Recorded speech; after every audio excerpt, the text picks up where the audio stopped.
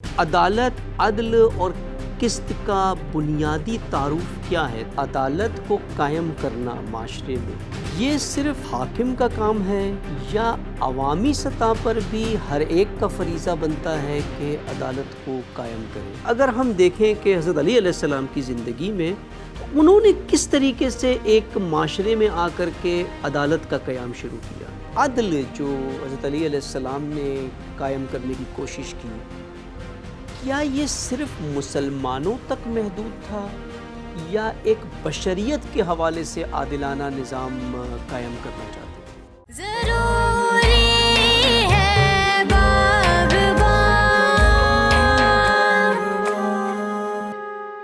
اعوذ باللہ من الشیطان الرجیم، بسم اللہ الرحمن الرحیم۔ السلام علیکم ناظرین، ایک مرتبہ پھر پروگرام باغبان میں خوش آمدید۔ ماہ مبارک رمضان کے جو ایام اس وقت جاری ہے، ان کا تعلق ایک بہت بڑے تاریخی واقعے سے اور حادثے سے ہے، جو ہے حضرت علی علیہ السلام کی شہادت۔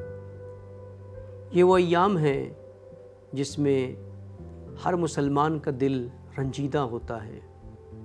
حضرت علی امام المتقین، امام الموحدین، وہ ہستی، وہ شخصیت جو ہر میدان میں عروج پہ نظر آتے ہیں، اور سب سے زیادہ جس میدان میں حضرت علی سب سے آگے نظر آتے ہیں وہ ہے میدان توحید، اللہ سبحانہ و تعالیٰ کی عبودیت کا میدان، جس میں بنا مبالغہ ہم کہہ سکتے ہیں کہ بعد از رسول اللہ صلی اللہ علیہ وسلم حضرت علی کا کوئی ثانی نہیں ہے عبودیت، بندگی اللہ سبحانہ و تعالیٰ کی۔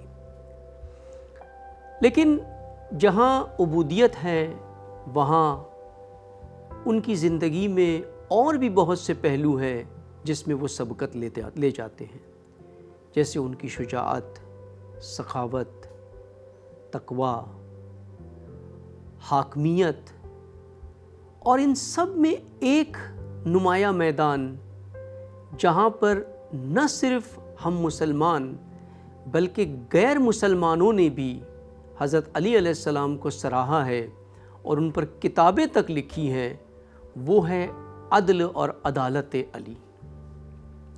جارج جورڈیک جو ایک مسیحی مصنف ہے لبنان کے، انہوں نے کتاب لکھی ہے جو انگلش میں ترجمہ بھی ہوئی ہے، the voice of human justice, انسانی عدالت کی صدا، آواز، ندا، یہ علی ابن ابی طالب ہے۔ اور ایک بہترین کتاب ہے جس میں ان حضرت علی علیہ السلام کی زندگی سے اقتباس کرتے ہوئے مختلف خطبات، کلمات کو نکال کر کے اسے سٹرکچر کیا اور آ کر کے پیش کیا کہ عدالت اور حقوق بشریت کیا ہوتی ہے۔ جارج جورڈیک نے ایک جو بہترین خلاصہ کیا ہے وہ یہ ہے کہ حقوق بشریت کے جو اصول حضرت علی نے بتائے ہیں، اس سے اعلیٰ اصول دنیا میں کہیں نظر نہیں آتے، اور یونائٹڈ نیشنز نے جو ہیومن رائٹس کا چارٹر بنایا ہے، ان کا کہنا ہے جارج جورڈیک کا کہ یہ بھی یہیں سے استنباط کیا انہوں نے اور چارٹر بنایا۔ لیکن ایک بہترین جملہ جو وہ فرماتے ہیں جارج جورڈیک کہ ایک فرق ہے یونائٹڈ نیشنز کے ہیومن رائٹس کے منشور میں اور حضرت علی کے حقوق بشریت اور عدل کے منشور میں۔ وہ فرق کیا ہے؟ وہ فرق یہ ہے کہ جو علی ابن ابی طالب نے حقوق بشریت اور عدالت کے حوالے سے کہا، اسے اپنی زندگی میں عملی کر کے بھی دکھایا، اس کی مثالیں بھی قائم کی۔ لیکن یونائٹڈ نیشنز نے، یہ جارج جورڈیک کے جملے ہیں، یونائٹڈ نیشنز نے جو لکھا حقوق بشریت کے بارے میں اس کا برعکس کیا۔ انہوں نے طاغوت کے، ستمگروں کے، ظالموں کے حقوق کا زیادہ خیال کیا، انسانی حقوق کا خیال نہیں کیا، جس کی آج زندہ مثال ہمارے سامنے فلسطین اور غزہ ہے۔ آج کی اس خصوصی نشست میں ہم اسی موضوع پر گفتگو کریں گے کہ امام علی علیہ السلام اور عدالت۔ عدالت علی کیا ہے؟ عدالت کیا ہے؟ اس کی کتنی ضرورت ہے؟ اور کس طرح سے انہوں نے اپنی زندگی، اپنی قوم، اپنی ملت کے اندر عدالت کا قیام کیا؟ اس موضوع پر گفتگو کرنے کے لیے آج پھر ہم نے زحمت دی ہے مولانا غالب حیات صاحب کو۔ السلام علیکم مولانا صاحب۔ السلام۔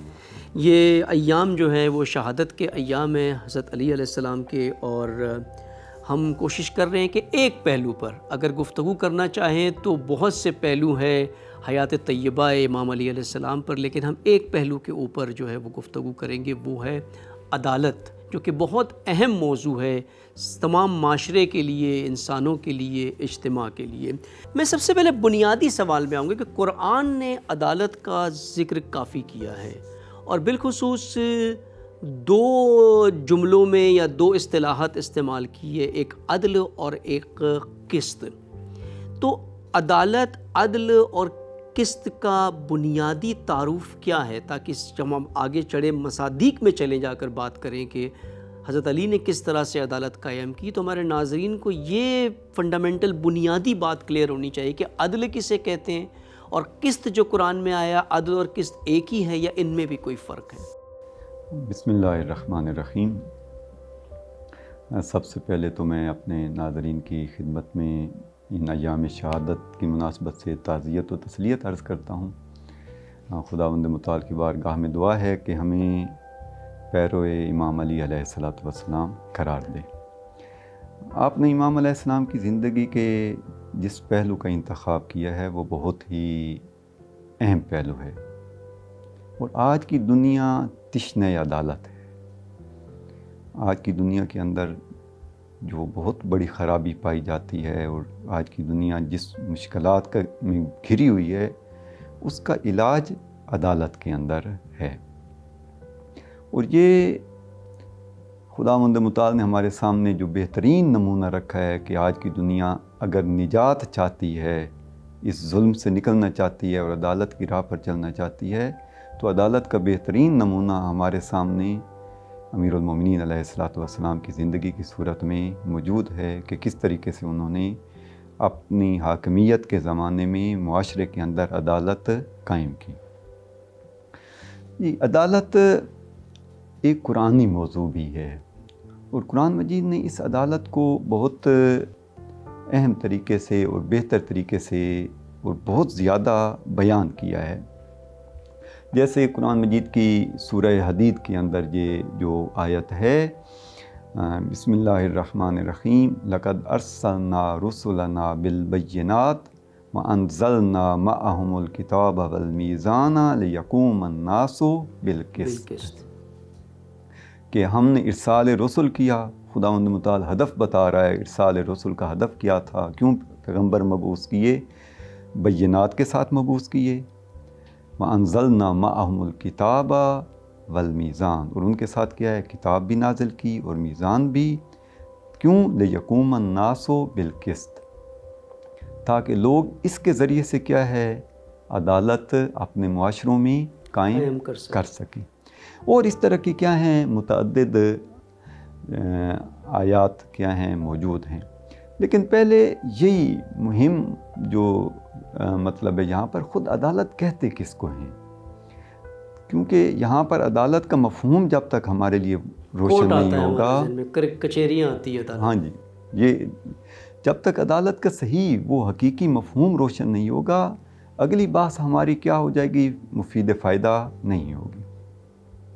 اگر ہم خود امیر المومنین علیہ السلام کے کلام سے ہی عدالت کو سمجھیں، عدالت کسے کہتے ہیں، خود جو امیر المومنین علیہ السلام نے تعریف کی ہے عدالت کی، فرماتے ہیں العدل یضع الامور مواضعها، کہ امور کو، ہر شے کو اس کے موقعیت اور اس کے مقام پر رکھنا۔ ٹھیک، یا اسی سے جو علماء نے جو مطلب اخذ کیا ہے اور عدالت کی تعریف کی ہے، کہتے ہیں العدالت کیا ہے، اعطاء کل ذی حق حقہ، ہر ذی حق کو، ہر صاحب حق کو اس کا حق ادا کرنا، یہ کیا ہے، عدالت ہے۔ خوب، یہاں پر کیسے اس عدالت کی تھوڑی سی کیا ہے وضاحت کر دوں، تاکہ دیکھیں یہاں پر اب ہر صاحب حق کو اس کا حق ادا کرنا، یہ کیا ہے، عدالت ہے۔ اب یہاں پر عدالت سے بعض اوقات کیا سمجھا جاتا ہے؟ عدالت یعنی مساوات، برابری، ایکویلٹی جس کو کہتے ہیں. خوب. عدالت ایک مرحلے میں ٹھیک ہے، اسی مساوات کو کہتے ہیں، لیکن ایک مرحلے میں عدالت سے مراد مساوات نہیں ہے. مساوات کس مرحلے میں ہے؟ میں سادہ سی مثال سے، کیونکہ بچوں کے حوالے سے ہمارے پروگرام ہوتے ہیں اور ان کے والدین سے ہمارا خطاب ہے، تو اسی جہت سے مثال بھی دوں. کلاس میں آپ کے پاس بچے آئے بیٹھے ہیں، استاد کے پاس بچے آئے بیٹھے ہیں. استاد کی عدالت کیا ہے ایک مرحلے میں؟ کہ وہ مساوات رکھے بچوں کے درمیان. کیا؟ جب پڑھا رہا ہے، بچوں کو تعلیم دے رہا ہے، پھر بچوں کے درمیان فرق نہ کرے، یعنی برابری سے ڈیل سب کرے. کو برابری. مثلا ایک بچہ سوال پوچھتا ہے تو اس کا جواب دیتا ہے، دوسرا بچہ سوال پوچھتا ہے تو اس کے جواب نہیں دیتا. ایک رشتہ دار بیٹھا ہوا ہے، اس کی طرف توجہ کرتا ہے، دوسرے کی طرف توجہ ہی نہیں کرتا. یہ درست نہیں ہے. یہاں پر کس کا؟ برابری کا خیال کرے، مساوات کا خیال کرے. یعنی عدل ہر جگہ برابری نہیں ہے. کچھ مواقع ہوتے ہیں جہاں پر عدل برابری ہوتا ہے، لیکن مغربی دنیا میں عدل سے مراد ایکویلٹی اور برابری ہی لیا جاتا ہے. کہ ابھی اسی کو آپ اگلے مرحلے میں آئیں تو بہتر بات سمجھ میں آ جائے گی. یہی بچے کلاس کے امتحان دیتے ہیں. خوب. اب جب ان بچوں نے امتحان دیا ہے، خوب، آیا عدل یہ ہوگا کہ استاد سب بچوں کو برابر نمبر دے؟ جس کی جو صلاحیت ہے اس کے مطابق اس کو دینا ہے. ایک بچے نے محنت کی ہے، زحمت کی ہے، اچھا پڑھا ہے، توجہ کے ساتھ پڑھا ہے، پھر استعدادیں اللہ تعالیٰ نے مختلف رکھی ہیں، صلاحیتیں مختلف رکھی ہیں. ہر ایک نے اپنی استعداد کے مطابق پیپر حل کیا ہے، کوشش اپنی زحمت کے مطابق.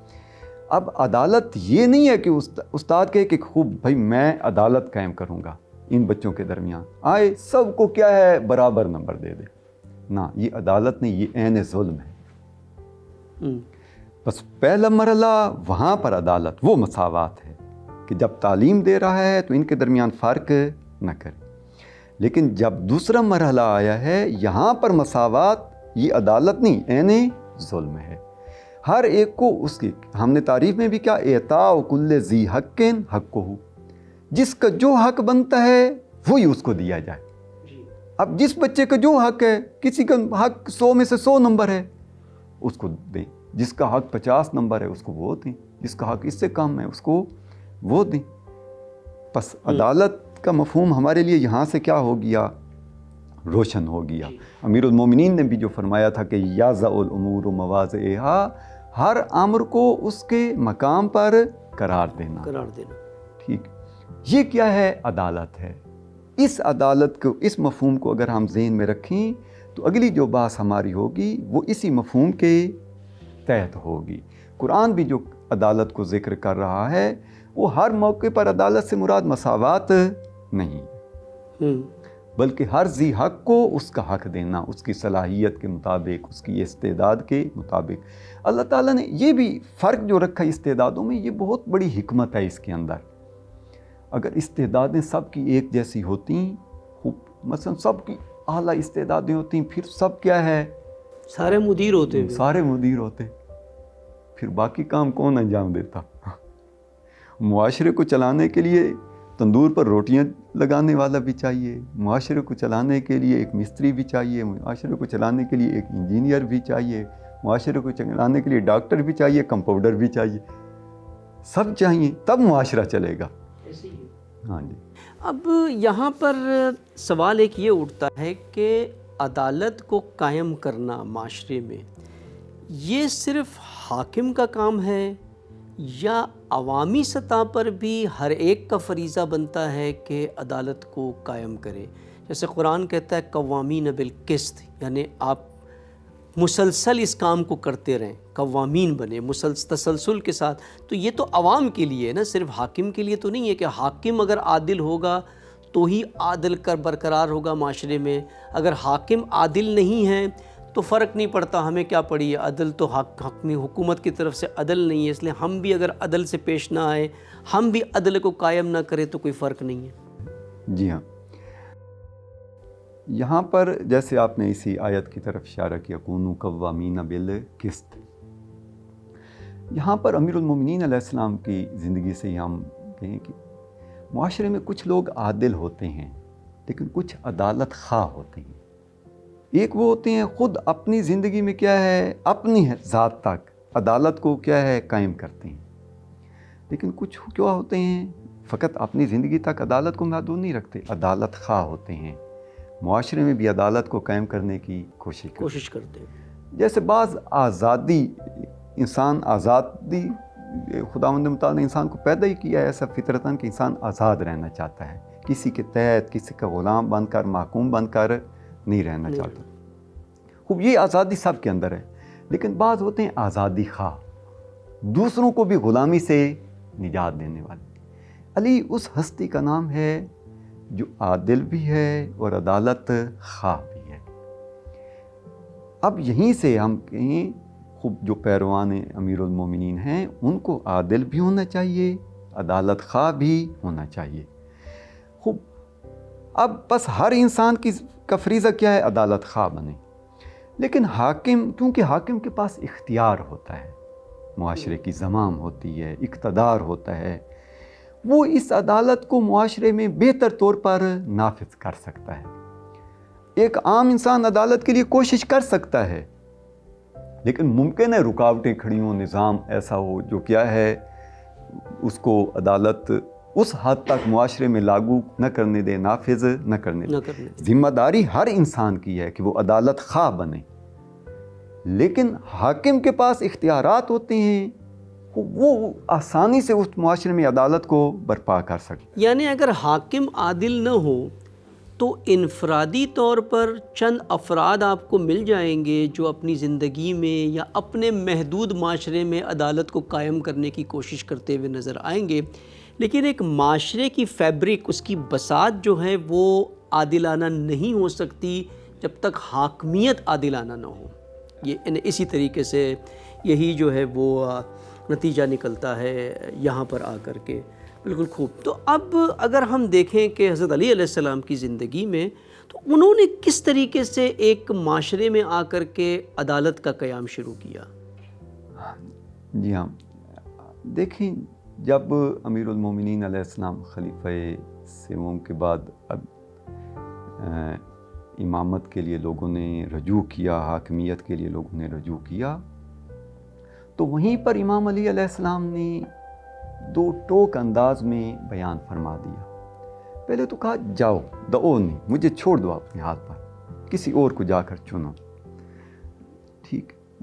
لیکن جب دیکھا لوگ اصرار کر رہے ہیں، لوگ بیعت کرنے کے لیے آمادہ ہیں، سارا کچھ ہے، اس وقت یہ زمام حکومت سنبھالتے ہوئے ایک بہت پیارا جملہ امیر المومنین علیہ السلام نے بیان فرمایا، ظاہراً تیسرے خطبہ میں ہے، نہج البلاغہ کے تیسرے خطبہ میں موجود ہے، لولا حضور الحاضر وقیام الحجت بوجود الناصر وما اخذ اللہ علی العلماء اللہ یکار علی قزت ظالم ولا صغب مظلوم لألقیت حبلها علی غاربها۔ یہ کب فرما رہی ہیں؟ اس وقت جب لوگوں نے امام علی علیہ السلام کے گھر کا رخ کیا ہے کہ آپ حاکمیت کو قبول کریں۔ اب امام فرماتے ہیں کہ اگر یہ لوگوں کا حضور یہاں پر نہ ہوتا اور یہ حجت تمام نہ ہو چکی ہوتی کہ لوگ نصرت کرنے کے لیے آمادہ نظر آ رہے ہیں، ایک مطلب یہ کہ لوگ آمادہ ہیں، دوسری طرف سے کیا ہے وما اخذ اللہ علی العلماء، کہ اللہ تعالیٰ نے وہ جو عہد لیا ہے علماء سے، دانش مندوں سے، اللہ یکارو علی قزت ظالم، کہ وہ ظالم کی پرخوری پر، شکم پوری پر خاموش نہ بیٹھ رہے ہیں، وہ جو وسائل کو معاشرے سے ہتھیا لیتا ہے، وہ جو سارے وسائل کو اپنے ہاتھ میں لے لیتا ہے، دوسروں کے لیے کچھ بھی نہیں چھوڑتا اور فقط اپنی پیٹ کی فکر میں، اور اتنا اس کے پاس وسائل اکٹھے ہو گئے ہیں کہ اس کی چند نسلوں کے لیے بھی کافی ہیں۔ اگر امام فرماتے ہیں کہ اگر خدا نے یہ عہد علماء سے نہ لیا ہوتا کہ وہ ظالم کی شکم پوری پر خاموش نہیں رہیں گے، ولا صغب مظلوم، اور مظلوم کی بھوک پر خاموش نہیں رہیں گے تو کیا فرمایا؟ لَأَلْقَيْتُ حَبْلَهَا عَلَىٰ غَارِبِهَا، میں اس زمام حکومت کو اسی کے اوپر، یعنی اس اونٹ کی زمام کو اسی کے اوپر ڈال دیتا، یعنی اس زمام حکومت کو واپس پھینک دیتا۔ آج علی اس حکومت کو قبول کر رہا ہے تو کیوں قبول کر رہا ہے؟ تاکہ معاشرے میں عدالت قائم کر سکے، ظالم سے مظلوم کا حق لے سکے۔ پس علی علیہ السلام زمام حکومت قبول ہی اسی لیے کر رہی ہیں کہ معاشرے میں عدالت کو قائم کر سکے۔ یعنی فلسفہ ہے حکومت ایک طریقے سے یہ بتا دیا کہ حاکم جو بھی اقتدار کے لیے آنا چاہتا ہے اس کا مقصد یہ ہونا چاہیے کہ عدل کو قائم کرے۔ اس کی نہج البلاغہ سے ہی ہم اسی جو آپ نے بات کی، امام علی علیہ السلام کے ایک خطبے سے اس کو بیان کرتے ہیں کہ حاکم کی اصل ذمہ داری کیا ہے؟ معاشرے میں عدالت کو قائم کرنا۔ بہت پیارا یہ خطبہ ہے اور بہت پیارا واقعہ ہے کہ امام علیہ السلام اپنے لشکر کے ساتھ جا رہے تھے۔ خطبہ نمبر 33 ہے نہج البلاغہ کا، کہ اس میں امام علیہ السلام رستے میں ایک مقام آیا، مقام ذیکار، وہاں پر امام علیہ السلام اپنے لشکر کے ساتھ رکے۔ امام کے ایک بہترین شاگرد ہیں جناب ابن عباس، مفسر قرآن بھی ہیں اور بہترین شاگرد امام علیہ السلام بھی ہیں۔ اب امام علیہ السلام وہاں پر بیٹھے ہیں، حالت کیا ہے؟ خلیفہ وقت ہیں اور کوئی حکومت بھی کوئی چھوٹے سے علاقے پر نہیں ہے۔ آپ یوں سمجھیں شام کو چھوڑ کر جتنی بھی اسلامی حدود تھیں، سرحدیں تھیں، ان سب پر حکومت علی علیہ السلام کی ہے۔ لیکن حالت کیا ہے علی علیہ السلام کی؟ ابن عباس کہتے ہیں میں امیر المومنین علیہ السلام کے پاس دیکھا کہ علی علیہ السلام اپنے جوتے کو سی رہے ہیں، جوتا پھٹ گیا ہے، اس کو سی رہے ہیں۔ اب جب ابن عباس کو آتے ہوئے دیکھا تو علی علیہ السلام کیا خطاب کر کے ابن عباس کو کہتے ہیں، واقعاً علی جیسی ہستی کب دنیا دیکھے گی، اس جیسا حاکم۔ کیا فرماتے ہیں علی علیہ السلام؟ خوب کہتے ہیں، فقال علی، ابن عباس کہتے ہیں کہ علی علیہ السلام نے مجھ سے کہا، ما قیمت ھذہ النعل، اس جوتے کی کیا قیمت ہے؟ یہ جوتا جو پہلے بھی پھٹا ہوا تھا، اب اس پھٹے ہوئے جوتے کو پھر علی علیہ السلام بیٹھے سی رہے ہیں۔ پوچھتے ہیں کہ خود وہ بھی اپنے ہاتھ سے سی رہے ہیں۔ کہتے ہیں کیا اس کی قیمت ہے؟ فقول، تو ابن عباس کہتے ہیں لا قیمت لہا، بولا اس کی کیا قیمت ہے، پھینک بھی دیں گے تو کوئی نہیں لے گا۔ فقالا، یہ وہ عظیم جملہ ہے جو علی کی ہستی کو ہمارے لیے پہچنواتا ہے۔ واللہ، خدا کی قسم، لہی احب الی من امراتکم، یہ جوتا تم پر حکومت کرنے سے زیادہ مجھے پسند ہے، مگر کیا؟ الا ان اقیم حقا و ادفع باطلا، مگر یہ کہ میں اس حکومت کے ذریعے سے حق قائم کر سکوں اور باطل کو روک۔ یعنی اگر میں حکومت کے ذریعے حق کو قائم نہ کر سکوں، باطل کو نہ روک سکوں، تو علی علیہ السلام کے نزدیک حکومت کی ویلیو، قیمت یہ پھٹے ہوئے جوتے برابر بھی نہیں ہے۔ یہ تو اگر آج جو ہمارے یہاں اقتدار کی دوڑ ہے، ہر کوئی جو حاکم بننا چاہتا ہے وہ تو اقتدار کے لیے بننا چاہتا ہے، عدل کے لیے تو نہیں بننا چاہتا۔ آج حکومت ہے بھی اپنے مفاد کے لیے، اپنی ذات کے لیے۔ ممکن ہے عدالت کا نام لیں لوگوں کو بہلانے پھسلانے کے لیے، لوگوں کو فریب دینے کے لیے، لیکن کہاں ہے عدالت؟ آج اسی غزہ کی صورتحال دیکھ لیں، ایسے ہی ہے۔ علی علیہ السلام مظلوموں کے امام ہیں، مظلوموں کی داد رسی کرتے تھے۔ آج کہاں سے آواز اٹھ رہی ہے ان مظلوموں کے لیے؟ یہیں سے نظر آ جاتی ہے دنیا میں کتنی عدالت ہے اور کتنا ظلم ہے۔ تو یہاں پر یعنی حضرت علی علیہ السلام کی جب یہ مرحلہ ہو گیا جہاں پر انہوں نے حکومت کو قبول ہی کیا عدل کے لیے، لیکن یقیناً حکومت کے اندر جب یہ کہا ہے کہ میں مظلوموں کا حق انہیں لوٹاؤں گا، اس کا مطلب معاملات تو تھے اس طرح کے کہ یہ سارے دھرم بھرم تھا سسٹم وہاں پر اس وقت۔ تو یہ جب عدالت کا قیام کیا اپنی حکومت میں آ کر، پھر تو موانع، رکاوٹیں اور مشکلات بھی بہت آئی ہوں گی، کیونکہ عدل وہ چیز ہے جو ظالم استکبار، استبداد کو سب سے زیادہ ناپسند ہے۔ جی ہاں، نہ فقط یہ عادل ہر ایک کو اچھا لگتا ہے، لیکن جب خود اس کے ساتھ عادل کیا جائے تو پھر کیا ہو جاتا ہے، مشکل بن جاتی ہے۔ اسی لیے جب علی علیہ السلام نے یہی اقتدار سنبھالا تو اس وقت ایک جملہ فرمایا جہاں سے سمجھنے والے سمجھ گئے کہ یہ حکومت کن مشکلات سے دوچار ہوگی۔ اسی وقت یعنی ابتدائے خلافت کے زمانے میں ہی خطبہ دیا، اس میں کیا فرمایا، واللہ لو وجدتہ قد تزوج بہ النساء وملک بہ الاماء لرددتہ۔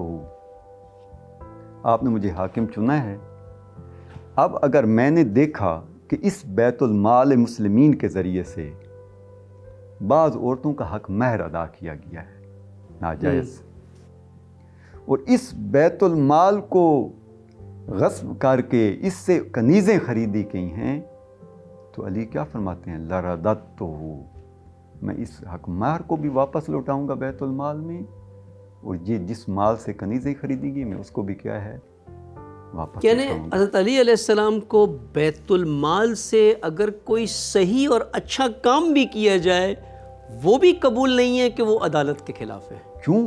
بیت المال سے ناجائز لیا گیا ہے، یہ بیت المال مسلمین ہے، خوب آپ کی اپنی مرضی کا مال نہیں ہے کہ آپ اپنی مرضی کے استعمال کریں۔ لہذا کیا فرمایا کہ میں اس حق مہر کو بھی واپس لوٹاؤں گا۔ خوب یہیں سے سمجھنے والے سمجھ گئے کہ علی کے زمانے میں بیت المال تک دسترسی ممکن نہیں ہے۔ اور یہ جو عادی ہو چکے تھے کہ ہمیں زیادہ حصہ ملے اور سارا کچھ ہو، اب انہوں نے سمجھ لیا کہ یہ کیا ہے، اب نہیں ہوگا، اسی لیے یہ گروہ بنا کر آئے بھی صحیح۔ انہوں نے آ کر علی علیہ السلام سے کہا بھی صحیح کہ ہماری کچھ شرطیں ہیں، اس شرط پر کیا ہے ہم آپ کی بیعت کرتے ہیں۔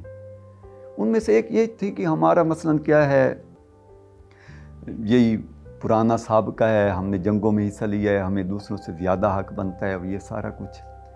خوب علی علیہ السلام نے فرمایا خدا وہ تمہاری ان زحمتوں کا خدا تمہیں اجر دے گا، ٹھیک، لیکن جو بیت المسلمین ہے جتنا جس کا حق بنتا ہے اس کو اتنا ملے گا، وہ تمہارا اجر خدا کے ہاں۔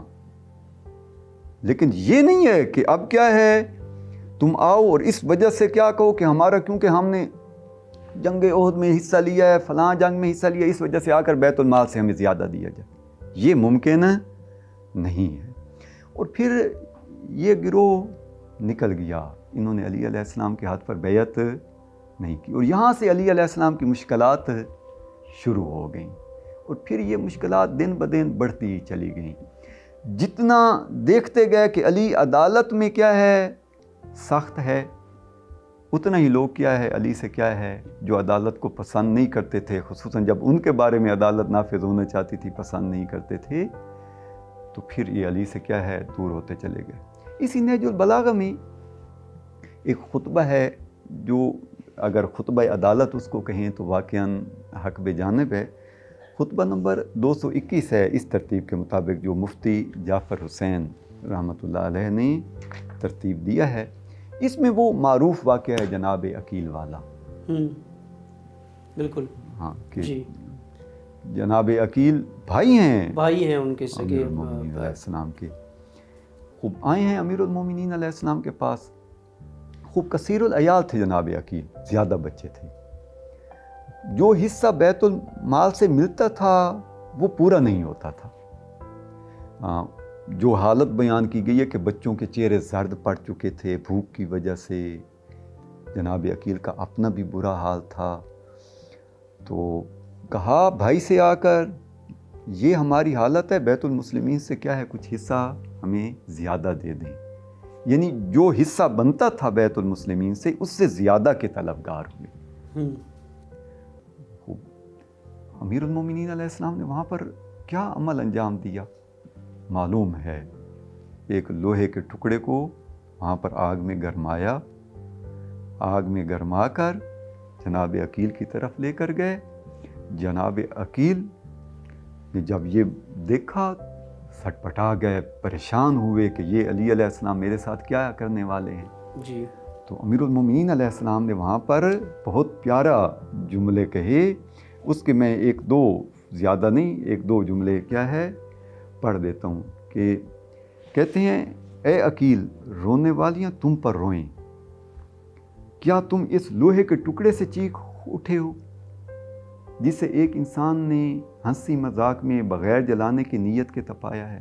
میں نے تمہیں کوئی اس سے جلانا نہیں چاہتا تھا، فقط تمہاری عبرت کے لیے کیا ہے میں اس کو تمہارے جسم کے قریب لے آیا ہوں۔ تم مجھ سے بیت المال سے زیادہ حصہ مانگ کر تم کیا چاہتے ہو؟ تم مجھے اس آگ کی طرف کھینچ رہے ہو کہ جسے خدائے قہار نے اپنے غضب سے بھڑکایا ہے۔ وہ علی جو اپنے بھائی کو، جبکہ اس کے بچوں کی بھوک کے مارے یہ حالت تھی، لیکن کیونکہ دوسرے مسلمانوں کی بھی اس وقت یہی حالت تھی، ان کی بھی یہی حالت تھی بھوک، تو علی نے اپنے بھائی کو ترجیح نہیں دی دوسرے مسلمانوں یعنی یہی قسط اور عدل ہے کہ انسان حامیت نہ کریں، ہاں جی، یعنی یہ جو ہے وہ دیکھیں کہ حق کس کا کہاں بنتا ہے اس کو دے، چاہے پھر اپنا بھائی کیوں نہ ہو۔ مولانا صاحب، میرا ایک سوال یہاں پر یہ آپ سے ہے کہ عدل جو حضرت علی علیہ السلام نے قائم کرنے کی کوشش کی، کیا یہ صرف مسلمانوں تک محدود تھا یا ایک بشریت کے حوالے سے عادلانہ نظام قائم کرنا چاہتے تھے؟ جی ہاں، یہ بہت اچھا سوال ہے۔ امیر المومنین علیہ السلام کی حکومت کے اندر مسلمان بھی رہتے تھے، ذمی افراد بھی رہتے تھے۔ اہل ذمہ ان کو کہتے ہیں کہ جو مسلمان تو نہیں ہوتے، لیکن بعض شرائط کے تحت کیا ہے مسلمان حاکم ان کو کیا اجازت دیتا ہے کہ وہ سرزمین اسلامی پر زندگی گزار سکتے ہیں۔ یہیں سے عدالت علوی کی بہترین نمونہ ہمیں یہاں پر نظر آتا ہے کہ امیر المومنین علیہ السلام نے ایک دن اپنے فوج کو اکٹھا کیا اور انہیں خطبہ دیا، اور اس خطبہ میں جو علی علیہ السلام نے الفاظ اور جو خطاب فرمایا، یہ پوری دنیا کے لیے آج نمونہ ہے۔ دنیا آج عدالت قائم کرنی چاہتی ہے کسی امتیاز کے بغیر، تو آئیں علی علیہ السلام سے آ کر سیکھیں۔ علی علیہ السلام کیا فرماتے ہیں؟ میں اب کیونکہ وقت میں گنجائش نہیں ہے میں اس کی عربی نہیں پڑھتا۔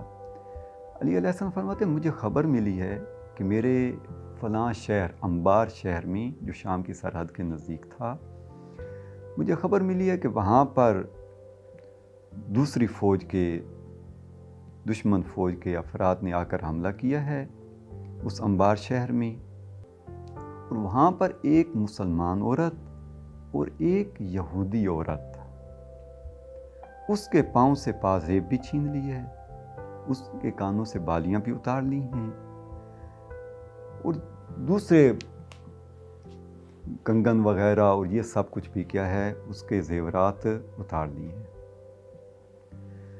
پھر علی علیہ السلام فرماتے ہیں خوب یہ ظلم ہوتا رہا اور وہ رحم کی اپیلیں کرتی رہیں، اور کسی میں یہ جرأت نہیں ہوئی کہ ان سے جا کر کیا کرے، دفاع کرے۔ اب توجہ کریں علی علیہ السلام کا درد کیا ہے کہ کسی نے آگے بڑھ کر اس یہودی عورت سے دفاع نہیں کیا۔ ایک دشمن فوج کے افراد آئے ہیں، انہوں نے اس سے اس کے زیورات چھینے ہیں، لیکن کسی نے دفاع نہیں کیا۔ یہاں پر علی علیہ السلام کیا فرماتے ہیں؟ فرماتے ہیں کہ اگر کوئی یہ سن کر مر جائے تو حق بے جانب ہے، حق بے جانب ہے۔ یعنی علی علیہ السلام اپنی حکومت کے اندر رہنے والی ایک غیر مسلمان عورت پر بھی اتنا ظلم برداشت نہیں کر سکتے۔ وہ بھی ظلم دشمن نے کیا ہے، وہ بھی اپنے لوگوں نے نہیں کیا ہے، اپنے لوگوں نے نہیں کیا۔ یہ عدالت علوی ہے، یہ عدالت علوی کا نمونہ آئے دنیا دکھائے۔ آج پھر ہم آئیں غزہ کی طرف، آج جو ظلم ہو رہا ہے انسان کا دل خون کے آنسو ہوتا ہے واقعی۔ وہ علی جو یہودی عورت کے زیورات چھن جانے پر کہتے ہیں کہ حق بے جانب ہو کہ یہ واقعہ سن کر مر جاؤ. 2 بلین پیروان امیر المومنین، چاہے جس طرح سے بھی ہو، کوئی چوتھا خلیفہ مانتا ہے، کوئی امام مانتا ہے، لیکن ہیں تو سارے پیروان علی ابن ابی طالب ہے. 2 بلین مسلمان ہزاروں اور شاید لاکھوں عورتوں کی بے حرمتی اور ان کی جان کوئی اس کے لیے لب تک کے نہیں کھولتا. پھر تو موت حق بجانب اگر ہم مر جائیں اس شرمندگی میں تو.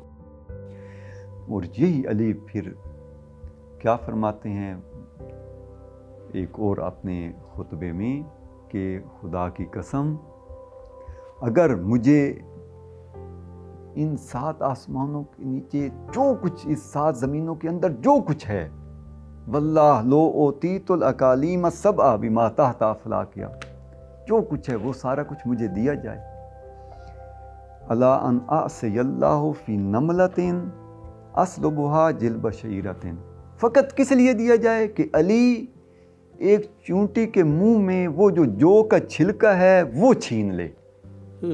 ماشاءاللہ.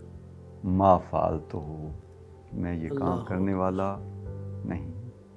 اور پھر کیا فرمایا، وَإِنَّ دُنْيَاكُمْ عِنْدِي لَأَهْوَنُ مِنْ وَرَقَةٍ فِي فَمِّ جَرَادَةٍ تَكَمَّسْهَا، میرے نزدیک یہ جو تمہاری دنیا جس پر تم مر مٹے ہو، جس کی خاطر تم اتنا ظلم کر رہے ہو، اس دنیا کی علی کی نگاہ میں کیا ویلیو ہے کہ جیسے ایک ٹڈی کے منہ میں کیا ہوتا ہے، پتا ہوتا ہے، اور وہ بھی اس کو کیا ہے، چبا رہی ہوتی ہے. پھر علی علیہ السلام آخر میں کیا جملہ فرماتے ہیں، ما لعلی ولنعیم یفنا، علی کہاں اور یہ فنا ہونے والی دنیا کی نعمتیں کہاں. یعنی عدل جو آج نہیں ہے معاشرے میں، ظلم و ستم ہے، اس کی اصل وجہ یہی حب دنیا ہے، حب اقتدار ہے، جس کے پیچھے ہم سب نے عدل کو بالکل پس پشت ڈال دیا ہے. ہمارے ایک تو حکومتی سطح کی بات ہے، لیکن ہماری انفرادی زندگیوں میں بھی اعتدال نہیں ہے. ہم اپنے رشتہ داروں کے ساتھ عدل نہیں کر سکتے. ہر جگہ جب میراث کا مسئلہ آتا ہے نظر آ جاتا ہے ہمیں کہ کتنا اعتدال ہے.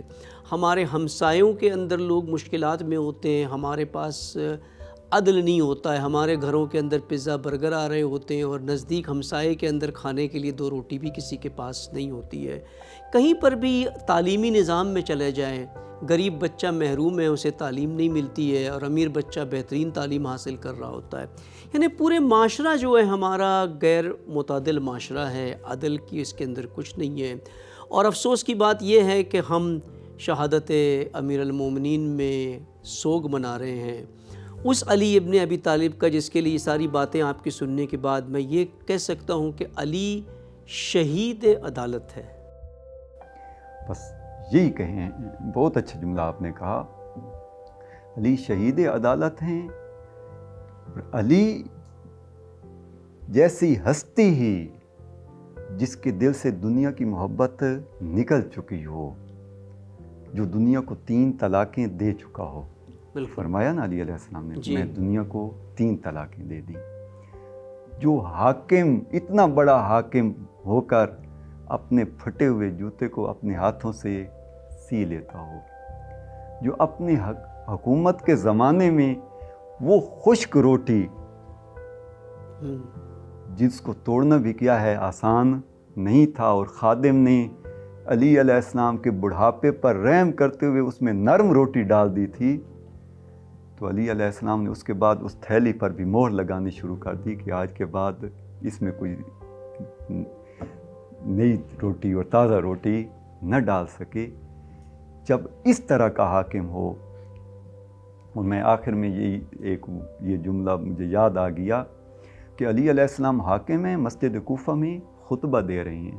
یہ راوی جو نقل کرتا ہے یہ کہتا ہے میں بچہ تھا، اپنے والد کے ساتھ نماز جمعہ پڑھنے گیا، میں نے دیکھا کہ علی علیہ السلام خطبہ جمعہ بھی دے رہے ہیں اور بار بار اپنی آستینوں کو بھی جھٹک رہے ہیں.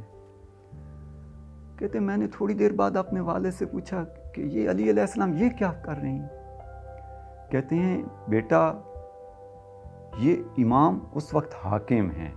کہتے ہیں بیٹا جمعہ کے دن دھلا ہوا لباس پہننا مستحب ہے، اور علی کے پاس کیونکہ ایک لباس ہے اور علی نے وہی دھلا ہے، ابھی خشک نہیں ہوا تھا، جمعہ کا ٹائم ہو گیا ہے، علی وہی تر لباس پہن کر آ گیا ہے، اب خطبہ بھی دے رہی ہیں اور ساتھ لباس کو بھی خشک کر۔ ہم اگر اپنے حکمرانوں کو ان معیارات پہ پرکھنا شروع کریں تو شاید ساری دنیا میں مشکل ہے کہ کوئی حاکم ایسا مل جائے کہ جو ان صفات کا حامل ہو، ان صفات کو رکھتا ہو، اور ہم انتخابات میں اور جمہوریت کی دوڑ میں نہ جانے کن کن فاسدوں کو چنتے ہیں جا کر۔ امیر المومنین علی علیہ السلام کے معیارات جو حاکمیت کے تھے وہ تو بہت دور کی بات ہے، ہم تو برعکس جا کر کے فاسدوں کو چننا شروع کر دیتے ہیں۔ یعنی یہاں سے یہ اندازہ ہوتا ہے کہ ہم کتنا دور ہے عدل اور عدالت سے۔ ہم عدالت خواہ نہیں ہیں حقیقتاً دیکھا جائے تو، ہم تو فساد خواہ ہیں، ہمیں فساد پسند ہے، کبوتر بکبوتر باز بباز، جس طرح کے ہم ہیں اسی طرح کے حکمرانوں کو بھی ہم چننا جو ہے وہ پسند کرتے۔ بہت بہت شکریہ آپ کا اس گفتگو کے لیے، وقت ہمارا تمام ہوتا جا رہا ہے۔ ناظرین جی آخری عرض ضرور ہوئی جو آپ نے جملہ کہا تھا، قتل علی لشدت عدلہ، خوب یہ علی جو اپنے ساتھ یہ برتاؤ کرتا ہے، ٹھیک یہی علی معاشرے میں عدالت بھی قائم کر سکتا ہے، اور جو علی ایک قدم عدالت سے پیچھے ہٹنے کے لیے تیار نہ ہو، اسی کے بارے میں یہ جملہ کہا جا سکتا ہے، قتل علی فی محرابہ لشدت عدلہ، علی شہید عدالت، علی شہید عدالت ہے۔ بہت بہت شکریہ آپ کا۔ ناظرین، یہ ہماری گفتگو تھی امام علی علیہ السلام اور عدالت کے حوالے سے۔ امام علی علیہ السلام کی شہادت کے وقت ایک اور جو واقعہ ہمیں ملتا ہے تاریخ میں کہ یتیم بیوائیں گھروں سے نکل کر آ گئی، کیونکہ علی علیہ السلام وہ شخصیت تھی جو رات کی تاریکی میں جا کر کے یتیموں کو، بیواؤں کو، غریبوں کو، مستضعفین کو کا سہارا تھے، وہ ان کو جا کر کے ان کی ضرورت کی اشیاء رات کی تاریکی میں بنا کسی کو بتائے، بنا کسی کو دکھائے یہ کام کرتے تھے۔ لیکن آج دن کی روشنی میں، نہ رات کی تاریکی میں، دن کی روشنی میں ہزاروں بچے، ہزاروں یتیم بیوائیں غزہ میں صفوں میں کھڑے ہوتے ہیں کہ انہیں کوئی غذا کا کنٹینر آ جائے کہیں سے، وہ کھلے اور انہیں کوئی 2 روٹی مل جائے، لیکن بجائے اس کے کہ کوئی کنٹینر آئے، آسمانوں سے بم گرتے ہیں اور گولیاں چلتی ہیں اور وہ شہید ہو جاتے ہیں، اور 2 بلین مسلمان بیٹھ کر کے PSL دیکھ رہے ہوتے ہیں، ڈرامے دیکھ رہے ہوتے ہیں، پیزا برگر کھا رہے ہوتے ہیں اور اپنی زندگیوں کو بڑی بالخوبی انجوائے کر رہے ہوتے ہیں۔